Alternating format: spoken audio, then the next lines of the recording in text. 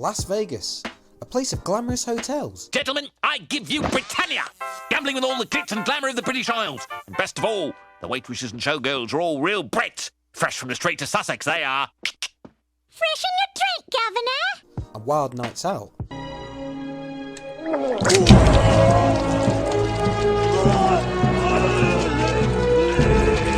But as you're probably aware of, its location within a desert isn't a place that's renowned for having abundance of water all year round to sustain a high population like the city has. So that leads to a question: how did Las Vegas become the city it is when it's situated in one of the most hostile environments? Well, you're in luck, so join us as we tell you the story of Las Vegas. The area of Las Vegas was first settled by American Indians for over 2,000 years until the mid-19th century when the Mormons came along, but it was in the early 20th century when things really started to kick off with the arrival of a man called William Clark. Clark was the principal investor in a company building a railway from Los Angeles to Salt Lake City and recognised that the artisan spring which Las Vegas had would provide a reliable source of water along the route of the railway. As a result, Clark would buy a large amount of land in the Las Vegas Valley, securing the water rights, and would arrange for a railway depot to be built. With this early development of the area, the city of Las Vegas was officially created in 1905, and from this, Clark decided to auction off his land, selling nearly every available lot. Using some of his earnings, Clark built a pipeline from the spring nearby to the city, meaning a steady supply of water to the city was created. This allowed Las Vegas to move on to bigger things. However, Big Willie's contribution wouldn't be forgotten, with Clark County, which the city is situated in, being named in his honour. The city would grow slowly at first, being a hotbed for nefarious activities, but it would be in 1931 when things really started to kick off. The US was in the midst of the Great Depression, and with a lot of available labour floating around, the president at the time, Herbert Hoover, thought it would be a good idea to put it to use, building a new dam along a section of the Colorado River between the borders of Nevada and Arizona. This project would take the name of the Boulder Dam, but it's better known to you and me as the Hoover Dam. A mega project like this would require a lot of workers, and just down the road was a little city called Las Vegas that would house and entertain them.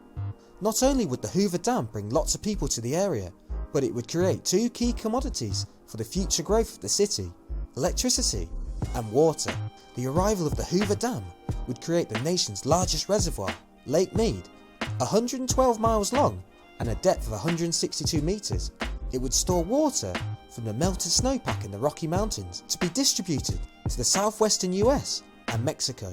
Despite having this large lake on its doorstep, Las Vegas would continue to get its water primarily from wells and the Las Vegas Spring as the city would continue to grow.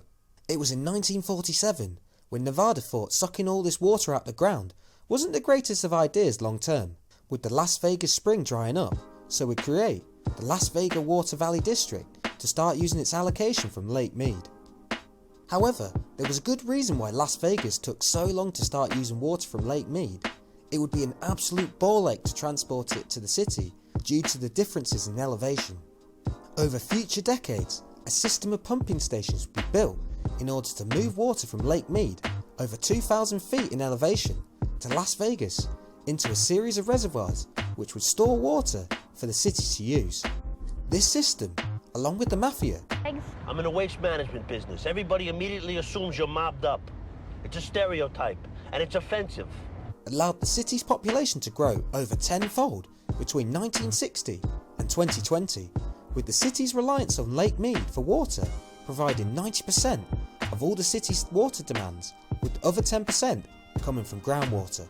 Being in a desert, you would naturally expect a level of intelligence to not completely waste all the water that comes from Lake Mead, and surprisingly, you'd be correct. With much of the city's runoff or domestic water use being moved to wastewater treatment plants before being discharged into a series of urban channels, which is known as the Las Vegas Wash. This 12-mile channel transports water back down to Lake Mead, with a series of wetlands along the route further treating the water prior to reaching the lake. This setup means that much of the water the city uses is put back into Lake Mead to be reused again, which is particularly useful given the lake's water supply has been getting increasingly less over the years. Moving into the future, Las Vegas has made a conscientious attempt to reduce its water usage, with the city declaring war on its new archenemy. No, not douchey blokes by poolsides, but the grass lawn. With the city trying to replace them with less water intensive flora, and with more folk escaping California for Nevada, they'll eventually become a new meaning for keep off the grass. But just you wait, this thing is about to get huge!